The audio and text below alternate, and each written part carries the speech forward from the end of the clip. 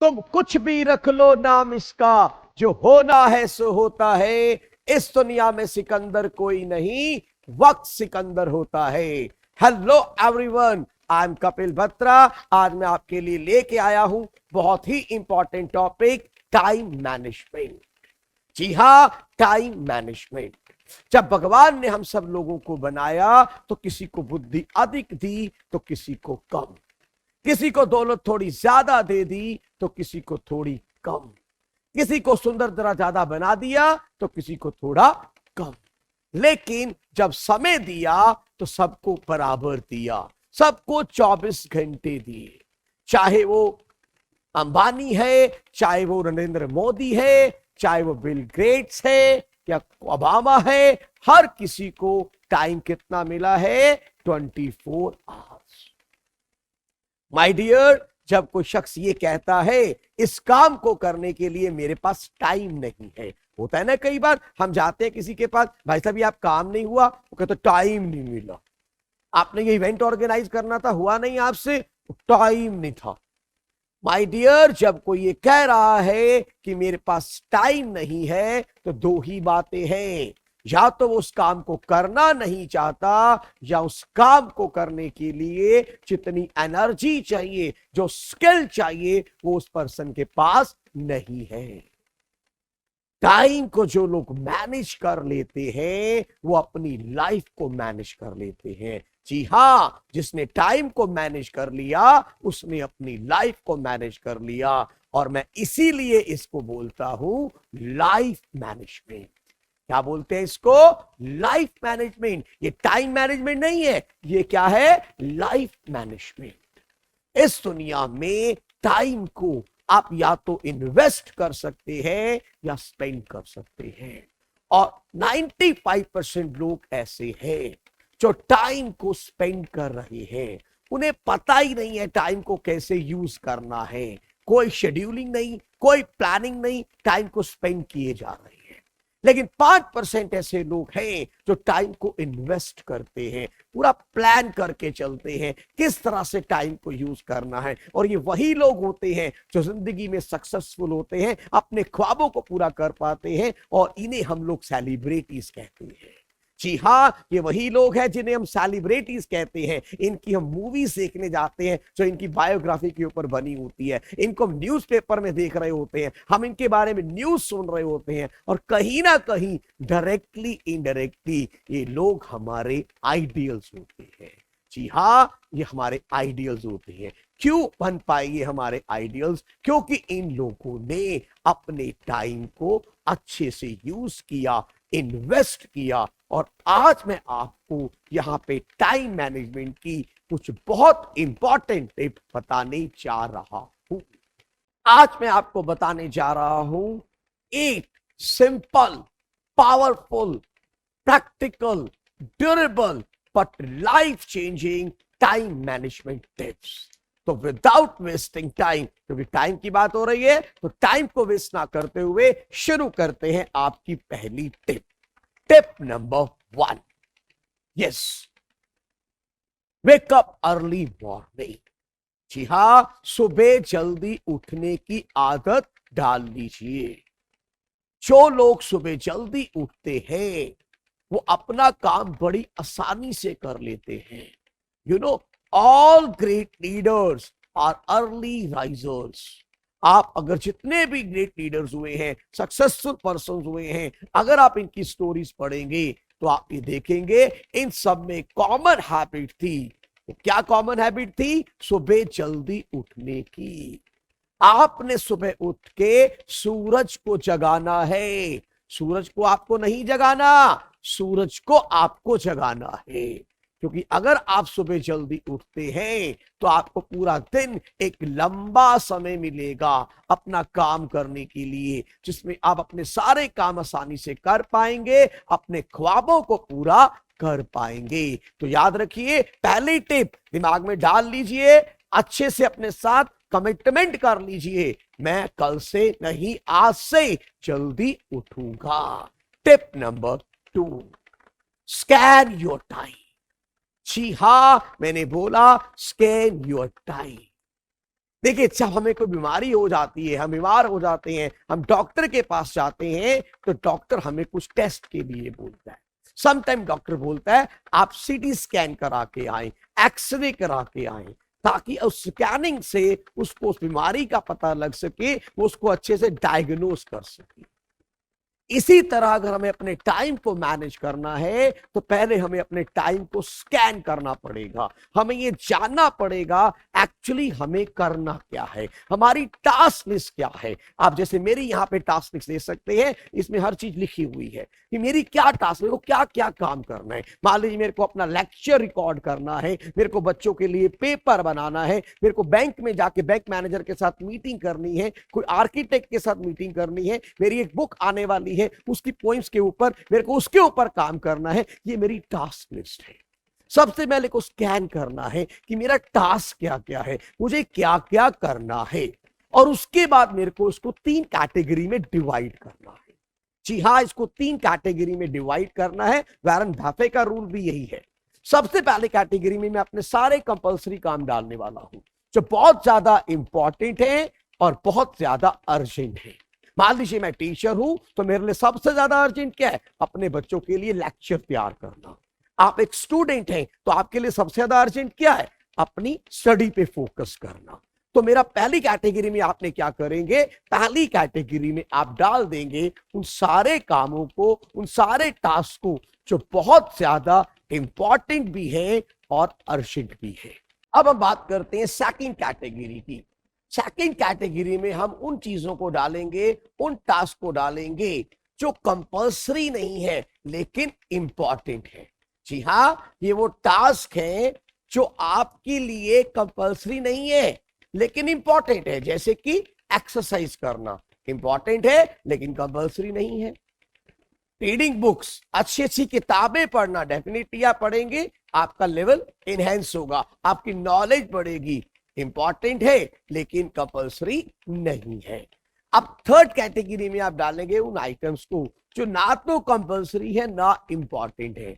कुछ ऐसे टास्क होते हैं ना, जैसे कि मेरे को नेटफ्लिक्स पे कोई सीरीज देखनी है, सर ना तो ये बहुत ज्यादा इंपॉर्टेंट है ना कंपल्सरी है, तो आपने अपनी कैटेगराइज कर लेनी है लिस्ट को। ध्यान दीजिएगा, इन तीनों को हम ऐसा भी कह सकते हैं कि डी कैटेगरीज है। क्या है ये, डी कैटेगरी। जो पहली कैटेगरी है वो डू कैटेगरी। D1 में क्या आएगा, डू कैटेगरी, कंपल्सरी वर्क, आपको करना ही करना है। कैटेगरी 2, इसे हम बोल सकते हैं D2, डिले कैटेगरी, जिसको आप डिले कर सकते हैं। यस माय डियर, आप इसको डिले कर सकते हैं, ये बहुत ज्यादा अर्जेंट नहीं है। And third category D3 category, हम इसे कैसे, डोंट कैटेगरी, ये काम नहीं करना, डोंट डू दिस, हमें इंपॉर्टेंट भी नहीं है और हमारे लिए ये अर्जेंट भी नहीं है। अब आगे चलते हैं। सर नेक्स्ट स्टेप आती है मेरी, that is plan well in advance. Yes my dear, third important tip क्या है, प्लान वेल इन एडवांस। जी हां, आपको पहले से प्लानिंग करनी पड़ेगी। आपको पता है बहुत सारे लोग दुनिया में क्यों फेल हो जाते हैं, क्योंकि वो प्लान ही नहीं करते, सोचते ही नहीं है हमें क्या करना है। अब आपको क्या करना है, आपको प्लानिंग करनी है अपने टास्क को लेके। सबसे पहले एक टू डू लिस्ट बनानी है। You have to make a to do list. अब इस टू डू लिस्ट में आप क्या लिखेंगे, आपने अगले दिन क्या क्या करना है, आपका शेड्यूल क्या है, आपकी रूटीन में नेक्स्ट डे आप क्या करने वाले हैं, एक लिस्ट बनाइए। देखिए, बिना टू डू लिस्ट के आपकी पोजीशन ऐसी है जैसे कि आप गाड़ी तो ड्राइव कर रहे हैं लेकिन आपको ये नहीं पता जाना कहां है। जैसे यहाँ पे आप मेरी एक लिस्ट देख सकते हैं कि मेरा आज का प्लान है, मेरे को आज वीडियो रिकॉर्डिंग करनी है, मेरे को क्वेश्चन पेपर बनाना है, मेरे को डॉक्टर के साथ मिलना है, मेरे को स्टूडेंट की काउंसलिंग करनी है, मेरे को कार की सर्विस करानी है, बैंक मैनेजर के साथ मेरी मीटिंग है। ये आज का मेरा प्लान है। तो आपको भी इस तरह से अपनी एक लिस्ट तैयार करनी है। और हाँ, मार्क ट्वेन ने एक बड़ी अच्छी बात, उसने बोला अगर आपकी कामों के लिस्ट में मेंढक खाना है तो सबसे पहले उसे खा लीजिए। जी हां, मार्क ट्वेन ने बोला अगर एक नहीं 2 मेंढक खाने हैं तो आप सबसे पहले वो मेंढक खाएं जो ज्यादा बड़ा है, ज्यादा भद्दा है। अरे आप हमें मेंढक खाने के लिए कह रहे हैं? नहीं माय डियर, मैं आपको मेंढक खाने के लिए नहीं कह रहा हूं। ये एक बड़ा इंपॉर्टेंट पॉइंट है। इसके ऊपर तो ब्रायन ट्रेसी ने एक बुक लिख दी, eat that frog.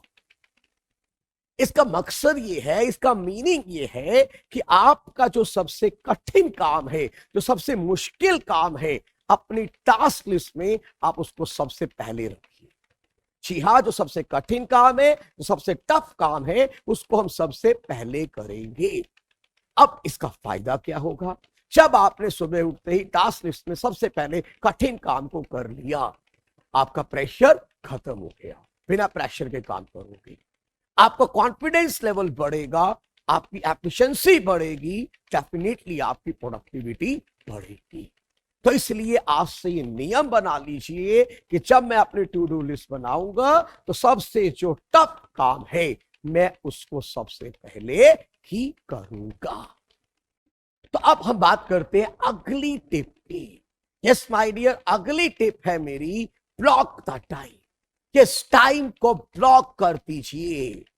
An average person thinks about weeks, above average person thinks about days. The successful person thinks about hours, but very successful person think about minutes. जी my dear, आपने minutes के ऊपर काम करना है। Time blocking का मतलब है अपने टाइम को छोटे छोटे पार्ट्स में डिवाइड करना, हर चीज को शेड्यूल करना कि ये मेरा टाइम ब्रेकफास्ट का है, ये मेरा टाइम रीडिंग का है, ये मेरा टाइम स्टडी का है, ये मेरा टाइम जिम का है। You have to block the time. यहां पर आप देख सकते हैं एक स्टूडेंट का टाइम ब्लॉक किया हुआ। लुक हियर, अब 5 to 6 time for exercise, 6 to 7 for study, 7 to 8:15 for breakfast and go on. एक पूरा शेड्यूल किया, टाइम को ब्लॉक किया, इतने से इतने बजे ये काम करूंगा, इतने से इतने बजे तक ये काम करूंगा, हर चीज शेड्यूल। टाइम को ब्लॉक कीजिए। अब यहां पे क्वेश्चन आता है, क्यों ब्लॉक करें टाइम को? देखिए, जब तक आप टारगेट फिक्स नहीं करेंगे, आप उसे अचीव कैसे करेंगे?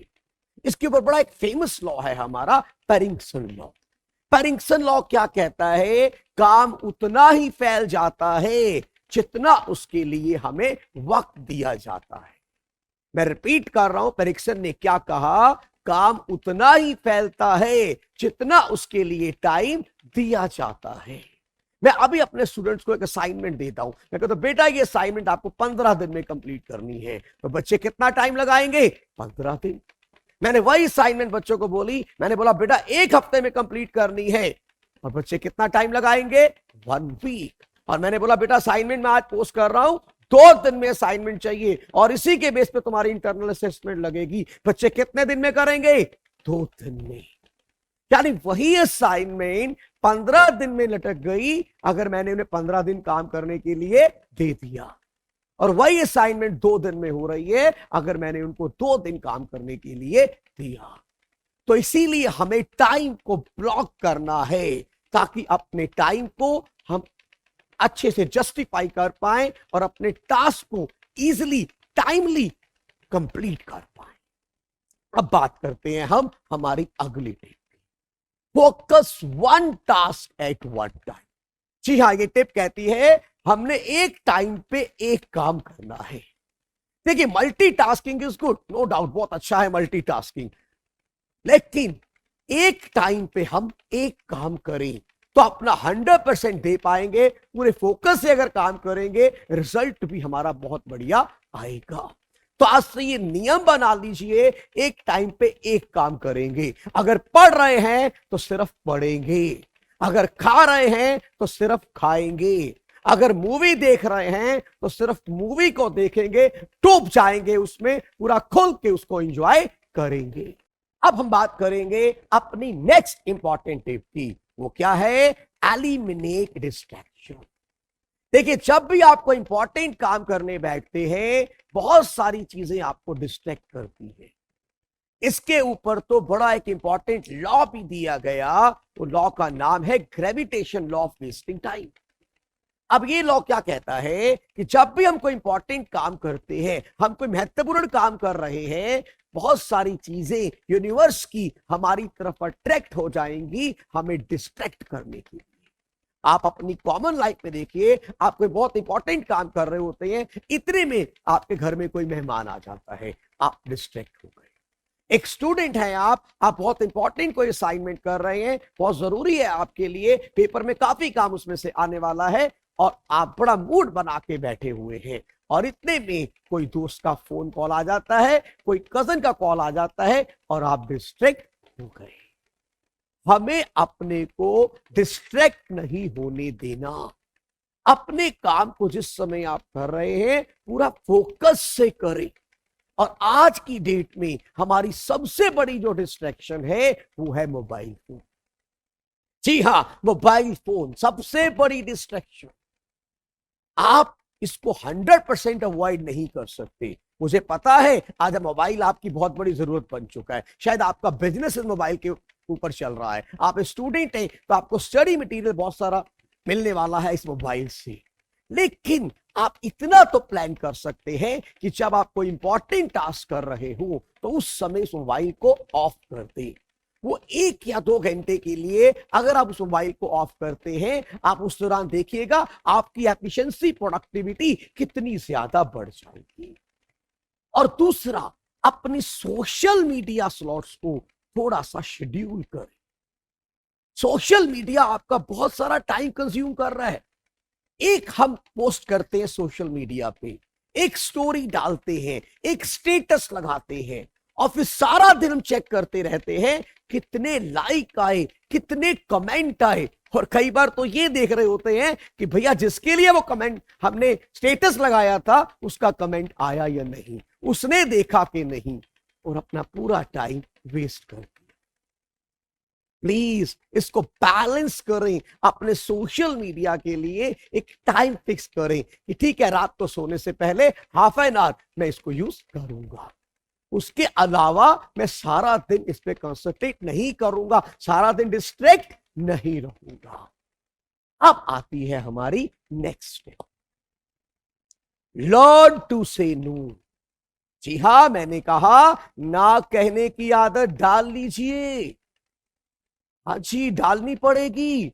हर उस चीज को ना बोलना पड़ेगा जो आपके लिए जरूरी नहीं है।